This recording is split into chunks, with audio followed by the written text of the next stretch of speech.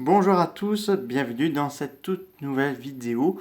Aujourd'hui, je voudrais vous parler d'un kaiju hybride de l'univers de Gamera, j'ai nommé Iris. Iris est un kaiju Gios, donc très puissante et tout, mais avant, je voudrais vous faire un petit récit de son retour, enfin de son arrivée dans la franchise. Donc c'est parti.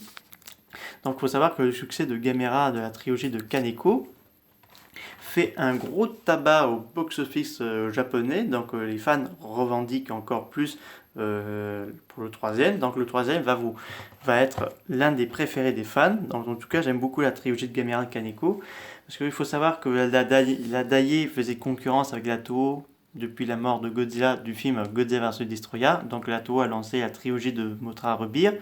Sauf que Mothra 3, elle, a fait revenir un ancien adversaire de Godzilla, donc Grand Kinjidora, qui apparemment le grand frère de Kinjidora.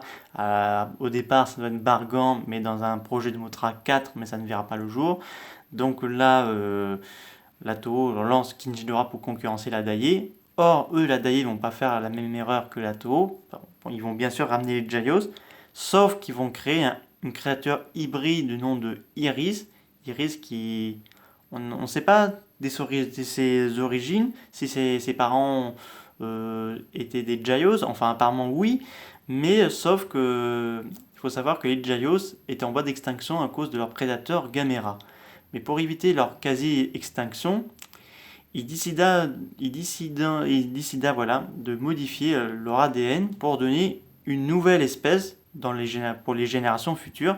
Donc Iris est l'une des premières générations de Super Gios. Donc là, une créature magnifique qui est d'allure d'une déesse et tout. Donc une créature gigantesque.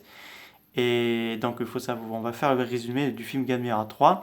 Donc quelques années ont passé après l'attaque de Légion, donc les Gios sont de retour, Gamera revient, sauf que là Gamera aurait perdu le lien qu'il avait avec les humains à l'époque.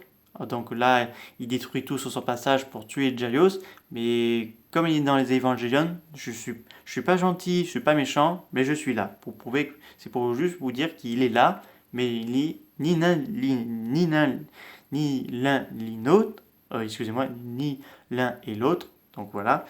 Et donc on va suivre une fille appelée Hayana, si je l'ai bien prononcé, parce que j'ai un peu de mal. Euh, Attendez.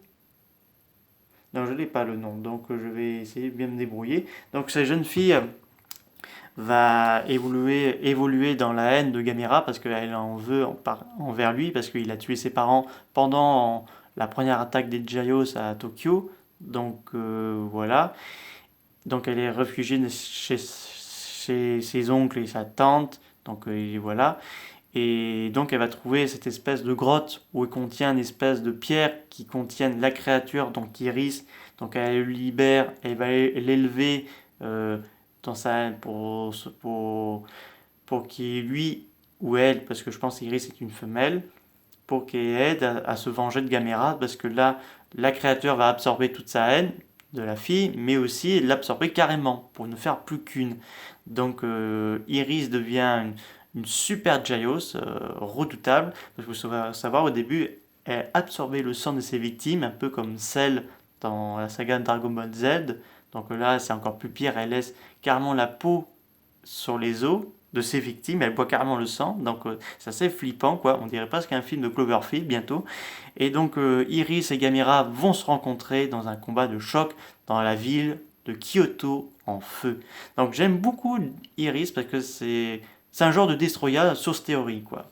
On n'aura peut-être pas un adversaire comme ça dans la saga de Godzilla, mais c'est quand même un très bon adversaire dans la saga de Gamera.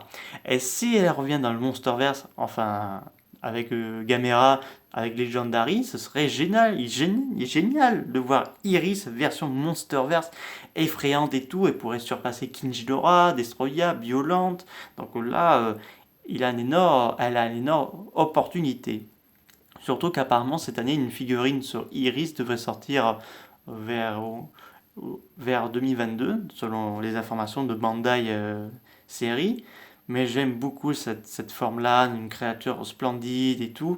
On dirait un ange, mais qui provoque l'apocalypse. Parce que elle annonce la fin des Gios normaux, mais aussi l'arrivée de nouvelles espèces, encore plus dangereuses, voire encore plus fortes qu'elle. C'est possible parce que quand même, Iris est l'une des prototypes de création, parce que quand même, on voit clairement que même Gamera n'a pas pu réussir à le vaincre, enfin, il a réussi à gagner, mais il a failli mourir face à Iris, qui est quand même assez très fort, quoi. Donc, je voudrais trop la revoir, quoi.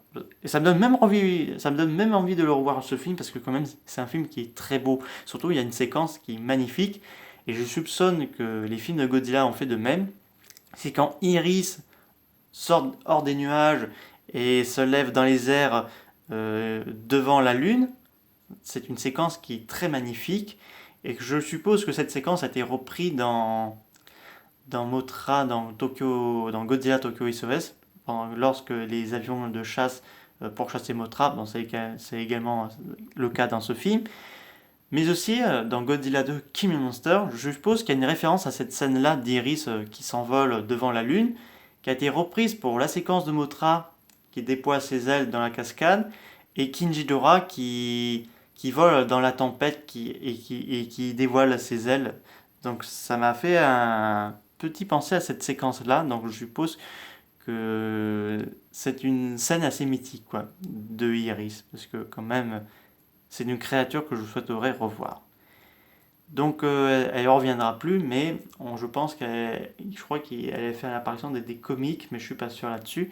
Donc le costume, c'était pas évident quand même. Enfin, elle, la forme finale, c'est une grande partie,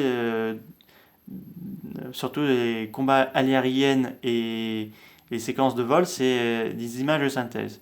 Mais par contre, la suite, c'est une costume. Donc je pense qu'il y a eu quelqu'un qui s'est déguisé en Iris pour des séquences de combat et tant d'autres encore. Donc oui, franchement, Iris est l'un des meilleurs méchants de l'univers des Kaiju. J'espère que cette vidéo vous aura beaucoup plu. N'hésitez pas à me dire ça dans les commentaires. Je vous dis à très bientôt. Au revoir mes amis.